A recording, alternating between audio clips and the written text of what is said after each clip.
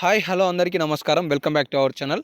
రైతు రుణమాఫీకి సంబంధించి రైతు సోదరులకి సూపర్ గుడ్ న్యూస్ అప్డేట్ అయితే వచ్చింది. ఈ సమాచారాన్ని పూర్తి స్థాయిలో తెలుసుకోండి. సో ప్రతిరోజు చాలామంది రైతులు కూడా కామెంట్ సెక్షన్లో చేస్తున్నారు, రైతు రుణమాఫీ ఇంకెప్పుడు చేస్తారని చెప్పేసి. సో తాజాగా దానికి సంబంధించిన సమాచారం వచ్చింది. రైతులపై భారం పడొద్దు అని చెప్పేసి వడ్డీ భారాన్ని తగ్గించేందుకు రాష్ట్ర ప్రభుత్వం ఒకేసారి 2 లక్షల రుణమాఫీ చేయబోతుంది. దీనికి సంబంధించి కొన్ని మార్గదర్శకాలను కూడా తాజాగా విడుదల చేసినట్లుగా తెలుస్తుంది. దీనికి సంబంధించిన పూర్తిస్థాయి సమాచారాన్ని ఈ వీడియోలో మనం స్పష్టంగా తెలుసుకునే ప్రయత్నం చేద్దాం. మీరు కూడా వీడియోని చివరి వరకు చూడండి. అండ్ మర్చిపోకుండా మన ప్రతి ఒక్క వీడియోని కూడా లైక్ చేసి సపోర్ట్ తెలియజేయండి. ఇప్పుడే లైక్ చేస్తారని కూడా ఆశిస్తున్నాను. అలాగే వీడియో కింద కామెంట్ సెక్షన్లో గత ప్రభుత్వం మీకు రైతు రుణమాఫీ ఇచ్చిందా ఇవ్వలేదా అనేది కామెంట్ చేయండి. కేసీఆర్ ప్రభుత్వం గతంలో విడతల వారీగా 50,000 అని చెప్పేసి, ఒకసారి 80,000 అని చెప్పేసి విడతల వారీగా చేసుకుంటూ వచ్చింది. ఆ రుణమాఫీకి సంబంధించి మీకు అందాయా లేదా అనేది కామెంట్ చేయండి.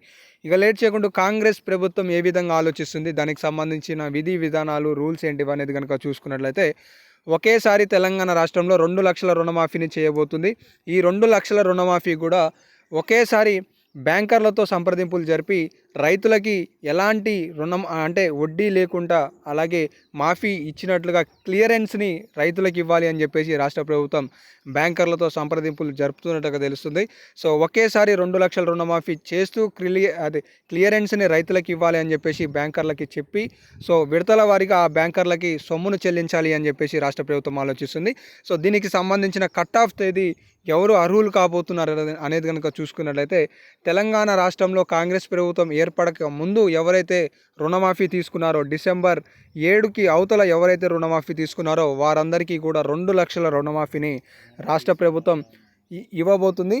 అలాగే ఈ ఈ ఏవైతే పంట రుణమాఫీ ఉన్నదో దానికి సంబంధించి కూడా దాదాపుగా 28,000 కోట్ల రూపాయల వ్యయం అయితే ఉండబోతున్నట్టుగా తెలుస్తుంది.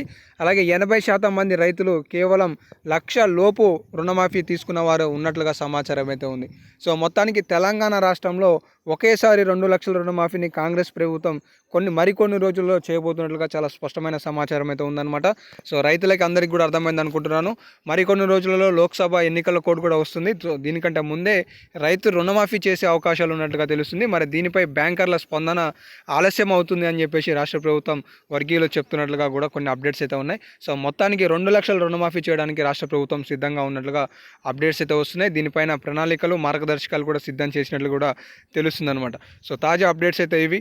మరెన్నో అప్డేట్స్ మన ఛానల్ ద్వారా మిస్ కావద్దు అనుకుంటే ఖచ్చితంగా సబ్స్క్రైబ్ చేసుకోండి. అండ్ మన ఛానల్ని లైక్ చేయడం మాత్రం మర్చిపోకండి. ఇదే సమాచారాన్ని మీ తోటి మిత్రులకు కూడా షేర్ చేయండి. ధన్యవాదాలు.